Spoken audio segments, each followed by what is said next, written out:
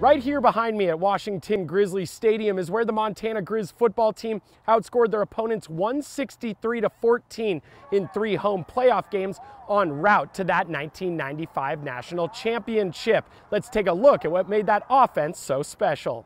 Outscoring your opponents by 149 points in what's supposed to be the more competitive part of the season showed just how dominant the Grizz offense was that year. But that playoff run was nothing new for a team that averaged 42.5 points per game.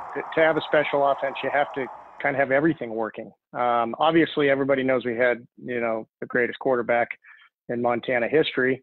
But we also had great coaching, great play calling. The 1995 Montana Grizzlies went 9-2 in the regular season, with losses to Washington State in Week 2 and another to Idaho in Week 8. But when the time came to dominate, the Grizz rolled into the playoffs with a full head of steam and didn't look back, rattling off 3 straight dominant home wins against Eastern Kentucky, Georgia Southern, and Stephen F. Austin. When we talk about the playoffs and how many points we scored, the real funny thing is most of those points were scored in the first half. However, when the Grizz arrived at the national championship game, they were met with one of, if not the best defenses they had ever faced. Felt like we were working very hard to get every little tiny yard that we could get. It was a real struggle that game. The other games, really, it was just whatever we wanted to do. And that game, they were a great defense. While Montana knew their foe was not to be taken lightly, Marshall didn't seem to be treating the game the same way. They were kind of making fun of the guys on our team, and I felt like Marshall didn't give us a real shot. I felt like they thought they were better, and they were a great team, no doubt about it. But I definitely had a little chip on my shoulder, and I thought it was going to be the end. I thought it was going to be the last game I ever played.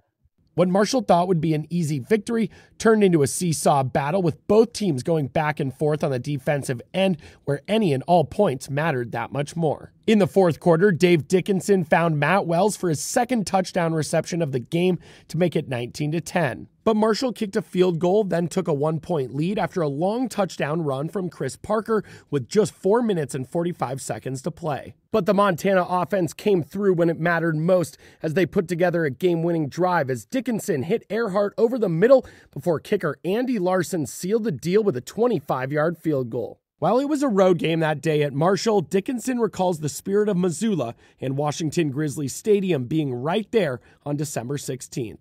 If you look back on it, the people in Missoula, we sold about 2,500 seats, but we could have sold another probably 10,000. But being at Marshall in their home stadium, it was definitely a hostile environment. But I think our fans stepped it up and were maybe just as loud by the end of it. In Missoula, Jack Ginsburg, MTN Sports.